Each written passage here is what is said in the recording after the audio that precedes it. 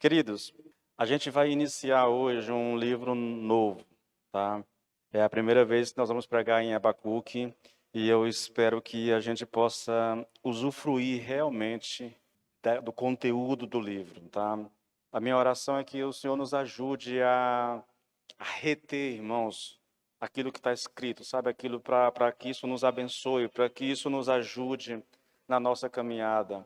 Esses profetas menores, é menor por causa do conteúdo, no caso, né? Não é nem tanto porque não tem a ver com importância, na verdade, tem a ver com conteúdo. Por que que Isaías é profeta maior? Porque ele tem 66 capítulos.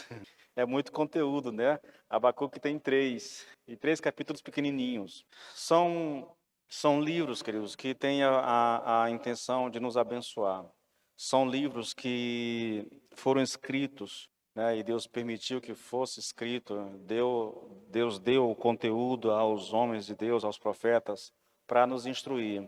Uma coisa, querido, que a gente tem que parar de pensar, é um pensamento assim, pastor, mas é um livro tão antigo, né? Como é que ele pode me abençoar hoje? Como é que eu posso, com a leitura ou com o estudo de um livro como esse, ser abençoado? Queridos, as pessoas não mudam, entendeu? Os problemas talvez sejam de natureza diferente, mas em essência, querido, nós vivemos sempre os mesmos dilemas. Você quer ver uma coisa interessante? O profeta lida com um problema que é muito comum a nós hoje, o silêncio de Deus. Ele diz, Senhor, até quando? É, ele está falando de que ele vem orando ao Senhor, vem buscando ao Senhor, olhando a situação da cidade, do povo de Deus, perdido, literalmente perdido, queridos, nos seus pecados, entendeu? Vivendo longe do Senhor. Aí o profeta está lá, desesperado, clamando a Deus, e dizendo, Senhor, o Senhor não vai mudar isso, não, o Senhor não vai transformar essa realidade, até quando o Senhor vai permitir que o ímpio continue maltratando as pessoas justas, que os ricos oprimam os pobres? São questionamentos, irmãos, que se você olhar, tem tudo a ver conosco. Até quando aqueles que estão imbuídos de exercer justiça fazem isso por interesses pessoais? São questões do nosso tempo, querido. São questões do nosso tempo, tá bom? Mas hoje, nós não vamos exatamente entrar no conteúdo do texto, do livro hoje. Nós vamos dar uma olhada panorâmica, tá bom? Aí na semana que vem, a gente começa a ministrar. Então, eu vou ler apenas o versículo 1. Sentença revelada ao profeta Abacuque, tá?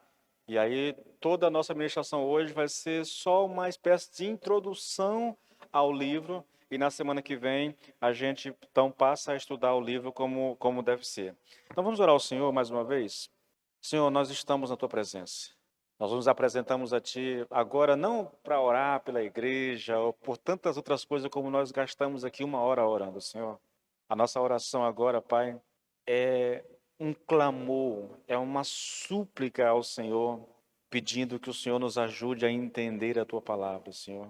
Que o Senhor nos dê a graça de compreender, de absolver a tua palavra, Senhor.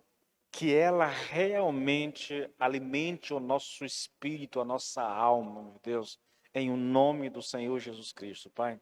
Senhor, abra o nosso entendimento, de maneira que a palavra seja bênção na nossa vida, em o nome do Senhor Jesus Cristo. Amém e amém. Amém, queridos. Queridos, como meu chamado basicamente tem a ver com o ensino, né? Como eu lembro de um amigo do Alex que veio aqui uma vez para o culto e ele disse assim, olha, o pastor do Alex é curado para ensinar, mas ele não sabe pregar. Eu entendo a colocação dele perfeitamente, rio disso, na verdade, e concordo, entendeu? É porque as pessoas têm a pregação, querido, como aquela coisa mais enérgica, né?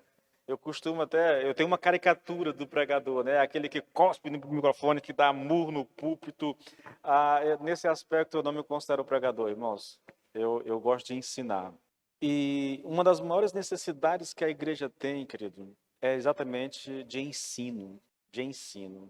Eu já vi, já presenciei Pessoas que gostam desse tipo de movimento, desse tipo de quase que espetáculo aqui na frente, né? E eu lembro de um irmão, querido, que o pastor está pregando aqui, ele começa pregando normalmente, daqui a pouco o nível vai subindo, sabe? E o irmão está lá. Enquanto o pastor está pregando aqui, normalmente está, glória a Deus, aleluia, glória a Deus, aleluia. Aí o pastor, o negócio engata de vez aqui, quando o pastor sobe o tom aqui, ele sobe o tom lá também. Então ele começa a dar, glória a Deus, aleluia, e aí ele vai de acordo com o nível do pastor. Eu não sei, querido, até que ponto isso ajuda a pessoa. Eu não sei como é que. Porque, para mim, irmãos, funciona da seguinte forma: o que realmente faz a diferença numa pregação é você entender aquilo que está sendo dito.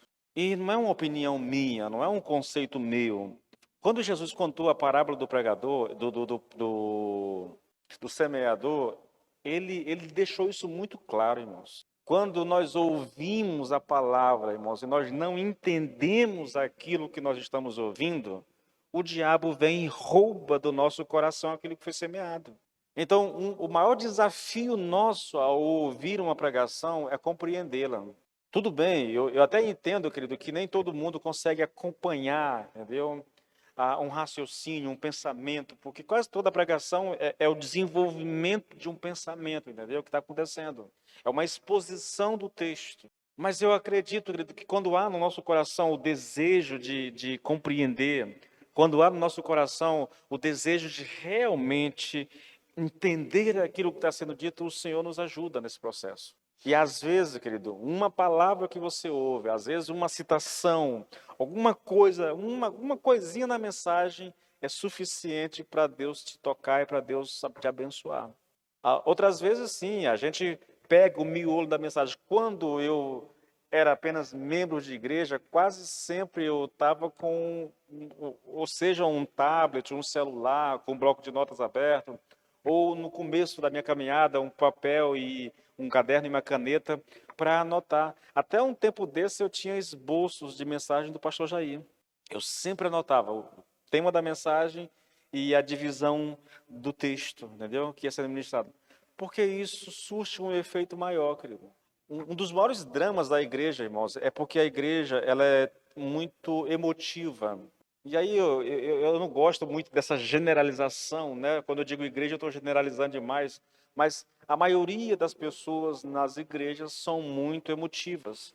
E elas medem a unção da pregação pela emoção que sentem enquanto estão ouvindo a palavra.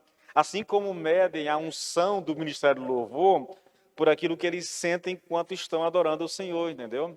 É uma coisa muito estranha isso, irmãos, antibíblico, totalmente antibíblico, porque você não encontra isso nas Escrituras. O que realmente importa, querido, é você tentar entender aquilo que está sendo dito.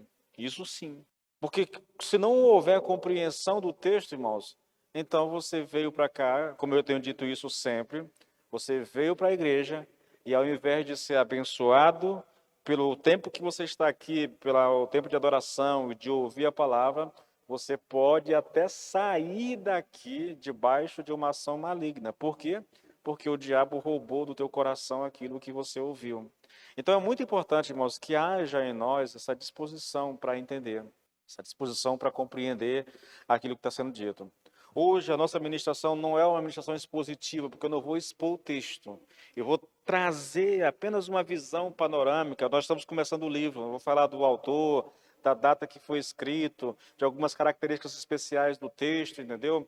Alguma divisão do texto, só para a gente ter, eu chamo isso, né, eu aprendi com o Lloyd Jones, de olhar a floresta de cima. É uma visão panorâmica, entendeu? Depois, o Lloyd Jones sempre fala disso nos textos dele, né? Que primeiro a gente olha a floresta de cima, tem uma boa visão de como é a floresta, depois a gente entra nela, na verdade.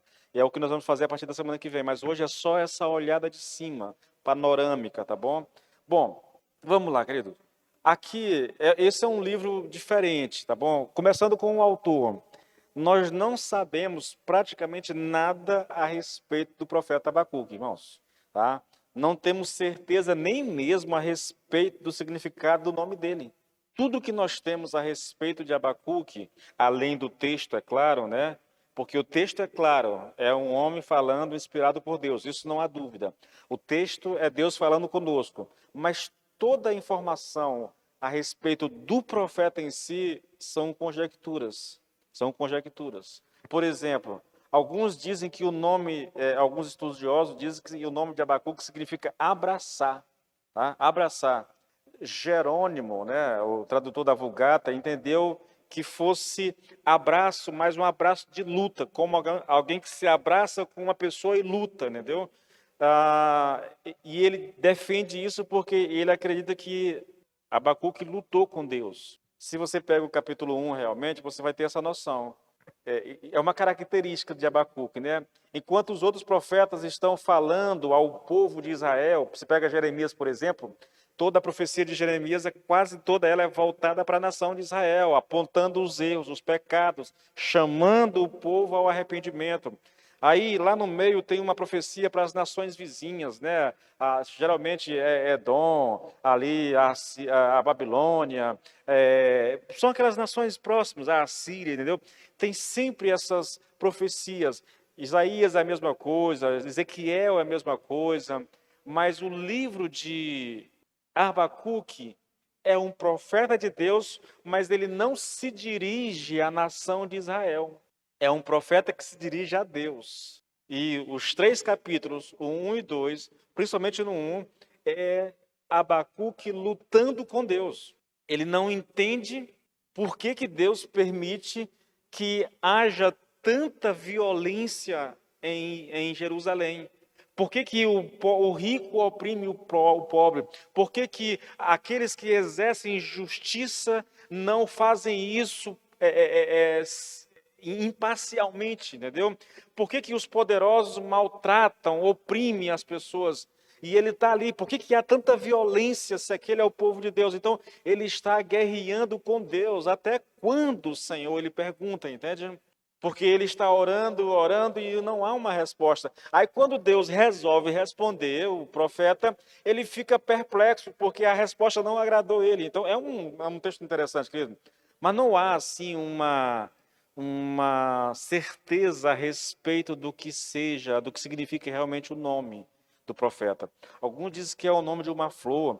Então há muita coisa. Eu li um monte de comentários, irmãos, e não há consenso em relação ao nome. Olha, e nem a pessoa. Por exemplo, a tradição rabínica, ela é de opinião, quando eu digo tradição rabínica, estou falando de estudiosos, né, judeus daquela época, eles são de opinião que abraçar é o sentido mais próximo do nome, né? E apresenta Abacuque como filho da mulher sunamita que Eliseu restaurou a vida. Olha só, eles dizem que Abacuque era filho, não sei como, irmãos, porque esse livro foi escrito, nós vamos já falar sobre isso, da data, né? Esse livro foi escrito no final um pouco antes da Babilônia entrar e invadir a terra de Israel, tá bom? Então, o Abacuque também é citado num livro apócrifo, irmãos, lá, chamado Bel e o Dragão. Lá, de acordo com esse livro, Daniel, ele entra na cova dos leões, né? E Abacuque vai lá para ajudá-los, mas ele entra na cova dos leões uma segunda vez, e Abacuque vai lá para ajudar, salvar Daniel. Então, você percebe que assim as informações que nós temos a respeito do profeta são muito superficiais, muito estranhas até, na verdade. Não há consenso, não há consenso, tá bom? Com relação à data, irmãos, isso é interessante a data, tá bom? Não há um consenso, mas há uma janela de tempo, né? Provavelmente entre o ano 605 609, ou 605 a 609, tá? Onde ele foi o tempo que ele profetizou. Ele profetizou antes da primeira invasão de Nabucodonosor a Jerusalém. Foi mais ou menos esse o período que ele profetizou. Eu não sei se vocês lembram, assim, quando a gente estuda a Bíblia, né, principalmente o livro de Segunda Reis, a gente tem uma coisa interessante. Os reis do sul tinham o norte, né, onde a capital era Samaria, esse pessoal foi levado cativo pelos assírios, tá? E aí ficou o sul. O reino do norte, desde quando eles se separaram do restante, as 10 tribos se separaram do restante de Israel, da tribo de Judá e de Benjamim, o primeiro líder levantado por Deus, já com medo de perder o povo para o sul, ele mandou construir dois altares e levantou 2 deuses ali e passaram a substituir a festa em Jerusalém, que era a Páscoa, né, por festas pagãs. Então, praticamente, querido, não houve rei justo em Israel, no norte, entendeu? Houve apenas um rei que atendeu à voz do Senhor, mas na sua quase totalidade, todos esses reis foram ímpios. Então, mais ou menos 120 anos antes de Jerusalém ser levada cativa, o reino do norte, Samaria, que era a capital, com todos os moradores, foram levados cativos para a Babilônia, para a Síria. Quando a gente pensa no reino do sul, aí nós temos os descendentes de Davi ocupando o trono. É lógico, né? Houveram reis ímpios. Mas aqui, eu até anotei aqui uma certa cronologia para a gente ter uma noção desse espaço de tempo. Eu comecei com Ezequias. Ezequias foi aquele rei que adoeceu, que o Senhor mandou Isaías dizer para ele, olha, arruma a tua casa aí porque tu vai morrer. Né? Aí ele ora ao Senhor e o Senhor dá a ele mais 15 anos de vida. Então Ezequias, depois de Ezequias, vem Manassés, que nasceu depois da data que o Senhor disse que ele ia morrer, né? Manassés, que foi simplesmente o pior rei da história de Israel. Manassés foi aquele cara que jogou a pá de cal no destino da nação de Israel, de Jerusalém do sul, no caso, da região sul, lá, do Reino do Sul. Ímpio ao extremo, irmãos. Depois dele veio Amon, e depois de Amon, Josias. Josias, na minha concepção, foi depois de Davi, foi o melhor rei da história de Jerusalém, querido, do Reino do Sul, na verdade. Aí, quando ele morre, querido, e provavelmente Abacuque está aqui nesse período, assume o seu filho, dependendo da tradução, né, Joacás. Aí depois vem Jeoaquim. Esse Jeoaquim, no reinado dele, foi quando a Babilônia entrou pela primeira vez em Israel, levou cativo algumas pessoas, provavelmente Daniel e os seus amigos foram nessa época. Aí na segunda vez, já no reinado de Joaquim, né, que ele não é que ele invadiu, né, o Joaquim se rendeu, na verdade, e foram levados os cativos para lá, os nobres. Dizem que Ezequiel foi levado nesse período para o cativeiro. Então, ele está aqui nesse período aqui de Josias, aqui, de Joacás, aqui, entendeu? Está profetizando nesse tempo, mais ou menos, tá bom? É interessante, irmãos. Ele foi contemporâneo de Jeremias, tá? Abacuque foi contemporâneo, viveu na mesma época de Jeremias. E ele sofreu as mesmas pressões que Jeremias sofreu, entendeu? Só que o ministério de Jeremias era voltado para o povo, né? Ele foi preso porque denunciava o pecado do povo. Abacuque não profetizou ao povo, pelo menos não há registro nenhum disso. A luta de Abacuque era com Deus. Por que Deus estava permitindo? Se vocês pegarem a história de Israel, querido, eu vou usar Israel aqui porque já não existe mais o Reino do Norte, né? O Reino do Norte foi levado cativo. Então, se vocês pegarem a história de Israel aqui, depois do cativeiro do Reino do Norte, e depois da morte de Josias, não houve mais rei bom em Israel. Todos os reis eram perversos. Todos os reis eram perversos, querido. Malignos, homens infiéis, que levavam o povo. E uma característica dos livros históricos, querido, que traça a história dos reis, é que quando um rei é bom, quando um rei se volta para Deus, toda a nação quase entra no embalo. Por exemplo, né, nós temos lá Manassés, o pior rei da história de Israel. Depois o filho dele, Amon, assume. Também um péssimo rei. Mas aí Amon tem um filho chamado Josias. Josias, desde pequeno, foi um menino de Deus, um homem de Deus. Então, no período dele, houve um dos maiores avivamentos da história de Israel, no passado, entendeu? Porque ele se dedicou totalmente a conhecer o Senhor e a servir o Senhor. E toda a nação entrou no embalo, na verdade.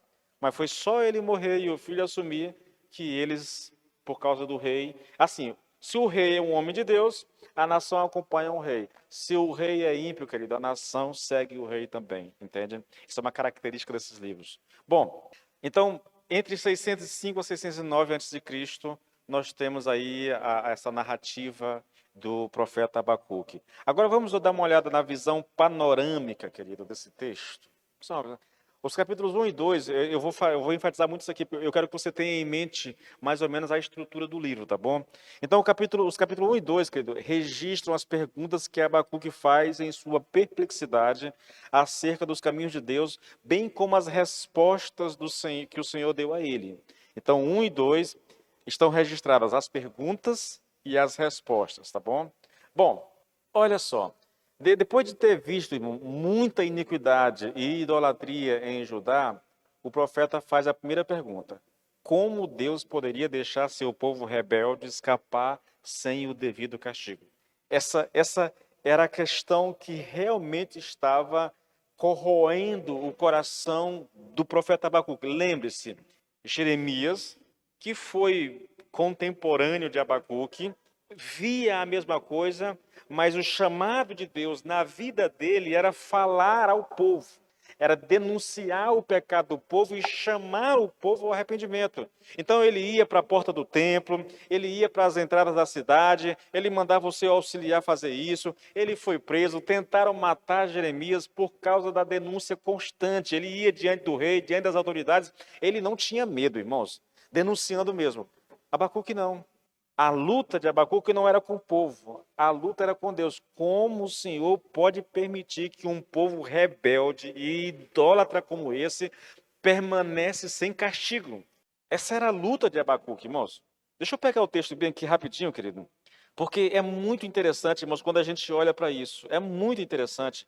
Vou pegar o texto aqui de Abacuque, para a gente dar uma olhadinha, tá bom? Semana que vem a gente entra no texto para estudar realmente. Até quando, Abacuque 1:2, até quando, Senhor, clamarei pedindo ajuda e tu não me ouvirás? Até quando gritarei violência e tu não salvarás? Por que me fazes ver a iniquidade? Por que toleras a opressão? Pois a destruição e a violência estão diante de mim. Há litígios e surgem discórdias. Ele continua, ele está inconformado, querido, com a situação que está vivendo a nação de Israel. Violência para todo lado, idolatria para todo lado, rebeldia para todo lado, brigas, irmãos, confusão. E ele está lá guerreando com Deus. Senhor, quando o Senhor vai me responder? Quando o Senhor vai atender o meu clamor? Aí Deus responde, irmãos, e mostra para ele que em breve ele vai trazer os babilônicos para castigar Judá. E isso leva Abacuque a fazer a segunda pergunta. E a pergunta é: como Deus poderia permitir que uma nação ainda mais ímpia e cruel que Judá castigasse a nação de Judá? Senhor, minha guerra, Senhor, é por causa da injustiça, é por causa da maldade, mas o Senhor está me dizendo que vai usar um povo mais ímpio do que esse, mais malvado do que esse, para puni-los. Aí ele ficou doido, irmãos, entende? O profeta ficou perplexo, o profeta pirou, legal, entendeu? Ele não entendeu, na verdade. E aí Deus diz, não, eu vou usar os babilônios, sim, só que depois eu vou puni-los também. E isso nos leva, querido, aqui para o terceiro capítulo, entendeu? Que é basicamente um salmo de adoração ao Senhor, porque ele entendeu o plano de Deus, ele entendeu a vontade de Deus, ele se conforma com isso, ele se dá por satisfeito com isso, entende? Que Deus vai cumprir, ele sabe que Deus é soberano, ele sabe que Deus é justo e Deus vai fazer aquilo que disse. Então ele escreve praticamente um salmo de louvor aqui, tá? Vamos olhar a divisão do texto, ainda falando dessas perguntas. Vamos olhar a divisão do texto? O livro, querido, de Abacuque, ele pode se dividir em 3 partes distintas, tá bom? O primeiro capítulo fala de uma sentença, né? Uma sentença, é uma mensagem ali bem complicada de ser entendida e mais difícil ainda de ser aceita, porque por causa do clamor do profeta, o Senhor, na resposta, traz uma resposta difícil para se aceitar, né? Nesse capítulo, o profeta escancara aqui as tensões da sua alma e expressa diante de Deus, sem rodeios, os dilemas que que ele tem no coração. Dois grandes conflitos são vividos por Abacuque, irmãos. O primeiro é o prevalecimento do mal e a aparente demora de Deus. Repito, o profeta está orando: Senhor, até quando eu clamarei pedindo ajuda e tu não me ouvirás? Até quando eu gritarei violência e tu não me salvarás? Está demorando, entendeu? Está demorando. O profeta está angustiado, o profeta está desesperado. Ele está olhando para o povo. Irmãos, eu fico pensando o seguinte: a gente olha para a nossa realidade hoje, diz assim, o mundo é muito perverso, o mundo hoje é muito cruel. Mas se você voltar os olhos um pouquinho, querido, para a história passada, para a história do povo de Deus, veja, a história do povo de Deus, dos crentes do Velho Testamento, você vai ver muita maldade, querido, muita perversidade, muita idolatria, muita desobediência. As denúncias dos profetas. Irmãos, quando você pega os profetas maiores e menores, começando lá de Isaías, Jeremias, aí vai para Ezequiel, Lamentações, Ezequiel, aí vem Daniel, nem tanto. Daniel tá fora, né? Mas aí quando volta para Oséias, aí vem todos aqueles livros, profetas menores, descrevendo a maldade, a perversidade do coração do povo de Deus. É uma coisa que assusta, querido. Porque aquelas pessoas, irmãos, eram os crentes daquela época. A gente se assusta porque não conhece a história. Se nós conhecêssemos a história, a gente não ficaria tão assustado. Então, o primeiro dilema aqui, o primeiro conflito vivido aqui era exatamente porque o mal estava prevalecendo, entendeu? E aparentemente Deus não estava fazendo nada. O segundo conflito, querido, é exatamente a resposta que o profeta tanto desejou. Ele reclama porque o Senhor não responde, mas quando o Senhor responde o profeta, aí ele entra em parafuso, irmãos. Como, Senhor? Como que o Senhor pode fazer isso? Como é que o Senhor pode usar uma nação muito mais justa, muito mais injusta, muito mais ímpia, muito mais cruel do que o teu próprio povo? O Senhor usa esse povo para punir. Irmãos, isso é um negócio assim assustador. A resposta de Deus deixou o profeta, querido, mais alarmado e esmagado do que o silêncio de Deus, né? Deus disse que usaria os caldeus para punir aquele povo. Bom, no segundo capítulo, irmãos, ele fala da visão que Deus deu ao profeta, né? Ele deveria escrever essa visão numa espécie de outdoor para que todo mundo pudesse ler. A visão que Deus deu, querido, revela aqui que o soberbo ele vai prevalecer. Está falando aqui basicamente do povo dos babilônios, entendeu? Mas o justo vai sobreviver àquela crise, porque o justo viverá pela fé. 2:4. O meu justo viverá pela fé. Deus está dizendo para o profeta: olha, não atente muito para as coisas que você está vendo, porque você vai ver muita coisa feia, né? Você vai ver muita dor, muito sofrimento. E se você é basicamente isso, irmãos. Na verdade, esse é um chamado de Deus ainda hoje. Se você quiser viver comigo, se você quiser andar comigo, tem que ser pela fé. Andar pela fé, queridos, significa acreditar naquilo que Deus diz. Foi o que Deus disse para Abacuque: eu vou punir a nação de Israel. Sim. Só que eu vou punir ela com os babilônios, com os caldeus. Mas depois que eu fizer isso, eu vou punir os caldeus também. Então, o profeta ouviu isso de Deus e ele se deu por satisfeito. Tá? Ele entrou em crise, mas ele se deu por satisfeito. Ele sabia que Deus faria aquilo que ele disse que ia fazer. Aqui, irmãos, há uma característica na nossa vida que nós precisamos aprender e aprender de vez, irmãos. Irmãos, se Deus diz que vai fazer, ele vai fazer. Se Deus diz que vai ser assim, é porque vai ser daquele jeito, querido. Nós não podemos nos dar ao luxo, irmãos, de desconfiar de Deus, de colocar em xeque a sua palavra, de colocar em xeque aquilo que está escrito. Um dos grandes desafios nossos como filho de Deus, irmãos, é confiar naquilo que Deus nos deixou escrito. Porque, irmãos, uma vez que Deus fala, querido, ele faz. Uma vez que Deus diz, ele cumpre, entende? Sempre foi assim, querido. Não adianta, irmãos, a gente pensar que nós temos mais sabedoria do que Deus. Não adianta nós pensarmos que a nossa capacidade de avaliar a situação ou as circunstâncias é melhor do que Deus, porque não é, querido. O nosso desafio é confiar mesmo, é crer mesmo, entendeu? A despeito de circunstância. Esse é o nosso desafio. O terceiro capítulo, irmãos, fala de um cântico. Escute isso aqui, querido. O cântico aqui, irmãos, não é em virtude da mudança circunstancial. O cântico aqui não é porque Deus disse assim, olha, eu vou resolver a situação. Não, não, não, querido. As circunstâncias continuavam as mesmas, mas a verdade de Deus enchera a alma do profeta de esperança. Deus descortinou para Abacuque, querido, o propósito dele, entendeu? Mostrou a ele a sua soberania. E agora, em vez de questionar a Deus, o profeta está orando por um avivamento e alegra o coração dele a despeito da situação. Escute, querido. Quando Deus disse que ia fazer, isso não mudou nada naquela nação. O profeta se alegra, e nós temos aqui o capítulo 3, né? Ainda que a figueira não deu seu fruto, ainda que não haja gado no curral. Tal. Aquele texto, querido, é uma expressão de adoração, mas é uma expressão de confiança em Deus e na sua palavra. Porque a nação de Israel ainda não tinha sido invadida. Para informação sua, querido, houveram três invasões. A última foi a mais severa, porque foi na última que o exército babilônico destruiu os muros de Jerusalém e destruiu o templo, entendeu? Na última. Mas houveram três invasões, querido. Foram três vezes em que o exército babilônico foi a Israel, levando gente cativo, matando pessoas. Na última foi a mais severa.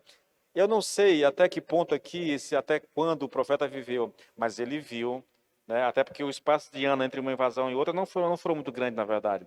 Esse profeta viu o cumprimento da promessa, querido. A promessa de Deus é que ele puniria a nação de Israel por causa dos seus pecados, por causa da sua idolatria, usando uma nação ímpia. Entende? O profeta está alegre, não porque Deus respondeu ele, não porque as circunstâncias estivessem mudadas, não, não. Ele está alegre porque ele confia naquilo que Deus disse a ele. E isso aqui, irmãos, é muito interessante, querido. Ele não precisou ver nada daquilo que Deus disse, até porque ele não tinha visto ainda. Mas o seu coração exultou quando Deus deu a ele uma resposta. Agora, rapidinho, querido, aqui, eu queria olhar contigo aqui algumas características interessantes, especiais desse livro, tá bom? Para quando a gente chegar nele, a gente tenha pelo menos uma noção do livro, na verdade. Primeira característica, irmãos, ao invés de profetizar a respeito de Judá, né, Abacuque registra em seu, entre aspas, aqui, o seu diário pessoal, suas conversações particulares com Deus e a subsequente revelação profética. Foi aquilo que eu disse no começo. O profeta não está profetizando ao povo. O profeta não está demandando com o povo. A queixa dele não é com o povo, a queixa dele é com Deus, tá? Nisso ele difere de todos os outros profetas, porque a queixa dele é com Deus. Segundo, querido, o livro contém pelo menos três formas literárias distintas, irmãos, e isso é interessante. Primeiro, há uma espécie de diálogo entre Deus e o profeta. Ele pergunta e Deus responde. Quando Deus responde, ele levanta outro questionamento e o Senhor volta a responder. Então há esse diálogo aqui no capítulo 1 até o versículo 2, parte do versículo 2 aqui. Depois nós temos aqui aqueles ais proféticos, que vai do 6 até o 20 do capítulo 2, quando o Senhor começa a se referir à nação babilônica, entendeu? São levantados aqui alguns ais a respeito daquela nação. E depois, querido, há uma espécie de cântico profético. Nós cantamos isso, irmãos. O cântico de Abacuque, querido, é uma das coisas mais tremendas da Bíblia, sabia? É algo assim sublime. Eu vou ler mais tarde, mas olha só, irmãos. Ainda que a figueira não floresça, nem haja fruto na videira, ainda que a colheita da oliveira decepcione e os campos não produzam mantimentos, ainda que as ovelhas desapareçam do aprisco e nos currais não haja gado, mesmo assim eu me alegro no Senhor e exulto no Deus da minha salvação. Uau, querido, que tremendo. Mas por que ele está fazendo isso? Porque Deus deu a ele uma palavra profética e ele acreditou nisso, e ele absolveu isso. Ele ainda não tinha visto a nação de Israel ser invadida, ele não viu o julgamento de Deus sobre os babilônicos, mas ele se alegra no Senhor por causa da promessa de Deus. A terceira característica especial aqui, querido, é que o profeta manifesta três características em meio aos tempos adversos. Primeiro, ele faz perguntas honestas ao Senhor. Vamos tentar colocar aqui, querido. Ele é realista com Deus. Ele está vendo o que está acontecendo e ele vai para diante de Deus expressar o que está no seu coração. Ele vai questionar Deus do porquê daquilo. Senhor, por que que o Senhor está permitindo isso? O Senhor não está vendo? Esse é o teu povo, na verdade. Olha o que eles estão fazendo. Entende? Irmãos, aqui há uma lição para nós importante, querido. É a ideia, querido, de que a gente deve ir para diante de Deus e expressar aquilo que está realmente incomodando o nosso coração. E a gente não precisa, querido, fingir diante do Senhor, não precisa, sei lá, a gente precisa ser realista diante de Deus, irmãos. Porque o profeta foi realista na sua oração e nós deveríamos ser também sinceros, honestos e realistas diante do Senhor quando nós estivermos orando, entendeu? Não adianta muito você estar aqui com o coração todo arrebentado e você chegar diante do Senhor, ó Deus, o Senhor é a razão da minha vida, ó, tu que és o Altíssimo, tu que... Você me desculpe, querido, mas Deus fica olhando para a gente assim, de, rapaz, fala logo, meu irmão. Abre logo essa boca e coloca para fora. É muito mais prático, querido. É muito mais prático do que tentar criar uma capa de espiritualidade, querido, quando o que está no nosso coração são outras coisas, entendeu? Quando o nosso coração está machucado, quando o nosso coração está ferido. Então é necessário, irmãos, que a gente realmente aprenda a ser honesto diante do Senhor. A segunda coisa aqui, querido, a segunda característica aqui em relação aos tempos adversos é uma fé inabalável na soberania divina. Ah, irmãos, isso está no capítulo 3, tá bom? Eu aprendi, querido, aprendi diante de muita dor, de muito sofrimento, que ou nós confiamos realmente na soberania de Deus, querido, ou nós não aguentaremos as pressões que a gente sofre na vida, entende? As injustiças que a gente vive nesse mundo, as dores que a gente passa nesse mundo, ou eu creio, querido, que Deus está no controle de tudo que está acontecendo, absolutamente tudo, ou irmãos, é capaz de eu me desesperar. Eu vivi isso como igreja, como pastor, irmãos. Eu vivi isso. Nos primeiros anos do ministério, irmãos, eu só não abandonei o ministério por causa dessa compreensão. É Deus que está no controle. É Deus que está no controle. Sem essa compreensão, querido, o ministério não faz sentido. Não faz sentido, irmãos. Eu tenho muita coisa para falar a respeito disso, mas eu não vou falar hoje não por causa do nosso tempo, tá bom? Bom, a terceira característica em relação aqui aos tempos adversos, em relação aqui ao profeta Abacuque, é que ele manifesta um zelo pelo avivamento, irmãos. Olha esse texto, Abacuque 3:2. Senhor, ouvi falar da tua fama, temo diante dos teus atos, Senhor. Aí ele pede, realiza de novo em nossa época as mesmas obras, faze-as conhecidas em nosso tempo. Em tua ira, lembra-te da tua misericórdia.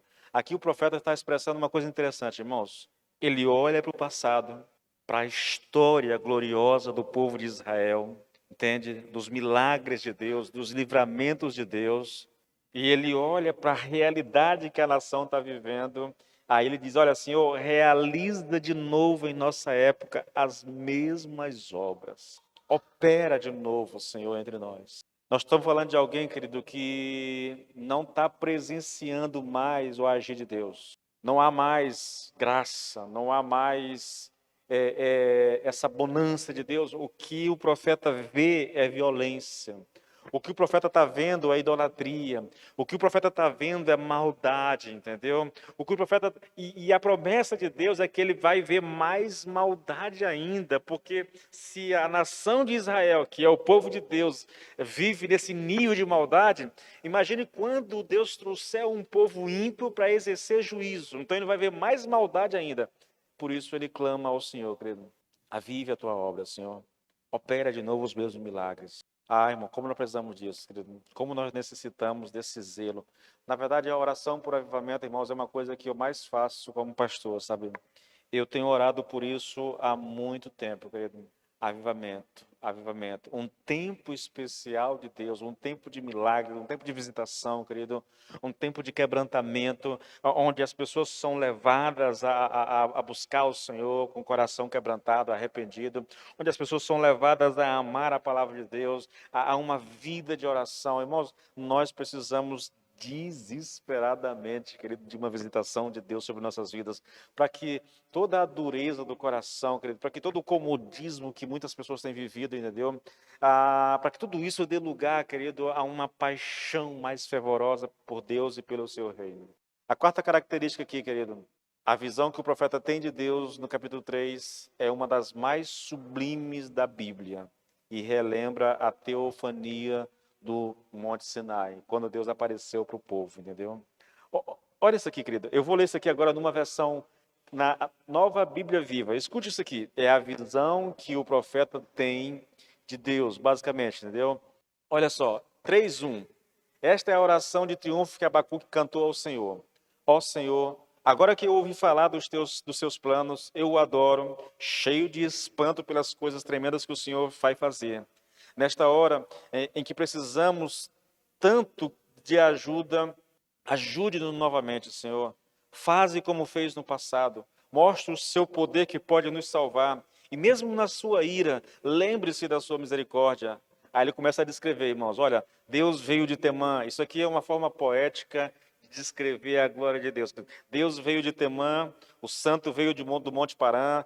Seu brilhante esplendor enche a terra e os céus, sua glória enche os céus, a terra fica cheia do seu louvor. Que Deus maravilhoso é o nosso! Seu esplendor era como a luz do sol, de suas mãos partem raios de luz brilhante, onde ele esconde o seu tremendo poder. Aí segue, querido, uma descrição profética e poética de Deus que o profeta faz aqui, entendeu?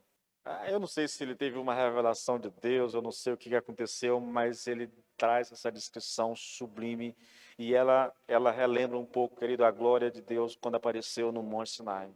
Provavelmente o profeta tenha tido aqui algum tipo de revelação, alguma coisa dessa natureza. A quinta característica, nenhum profeta do Antigo Testamento fala com mais eloquência a respeito da fé do que Abacuque. E não só por causa da declaração o justo viverá por fé, mas também, querido, ele fala através do seu testemunho pessoal. Queridos, esse é um dos maiores desafios que nós temos como povo de Deus, viver pela fé. Não é fácil, irmãos. Em nenhuma época da vida, em nenhuma época histórica, foi fácil viver pela fé.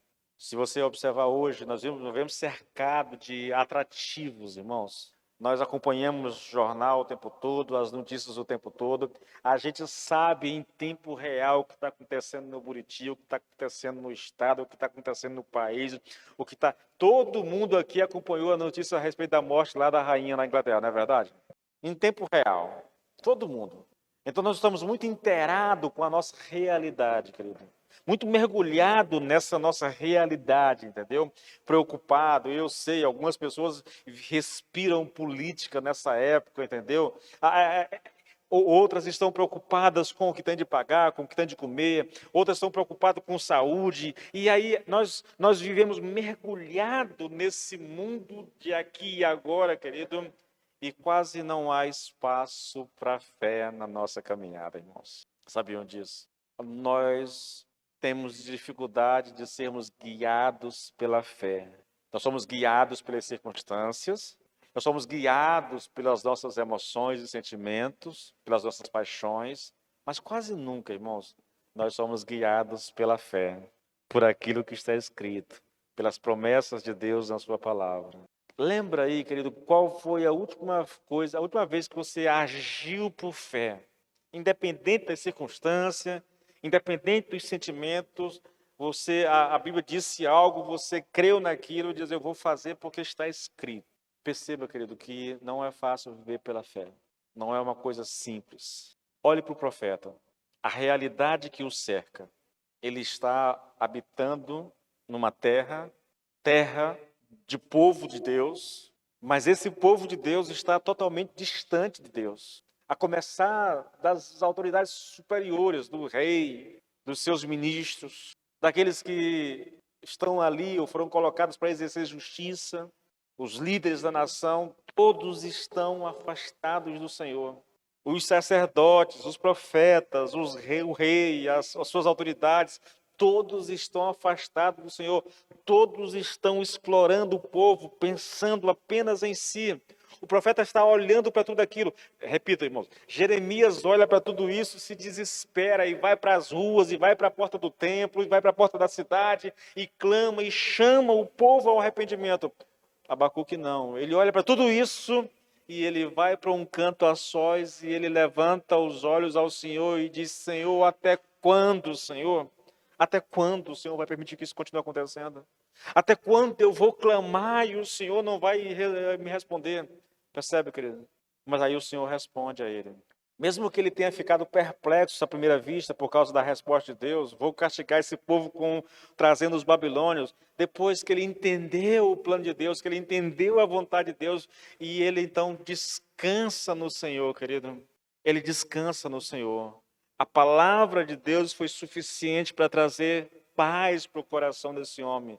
E então ele começa a viver agora, ele passa a andar agora, não mais voltado para as circunstâncias que o cercam, mas agora ele está esperando o cumprimento da palavra que Deus deu a ele, entendeu? Então ele canta um cântico de adoração ao Senhor. Mais uma vez, irmãos, ainda que a figueira não floresça, nem haja fruto na videira, ainda que a colheita da oliveira decepcione e os campos não produzam mantimento, ainda que as ovelhas desapareçam do aprisco e nos currais não haja gado, mesmo assim eu me alegro no Senhor e exulto no Deus da minha salvação. O Senhor é a minha fortaleza, Ele dá aos meus pés a ligeireza das costas e me faz andar nas minhas alturas.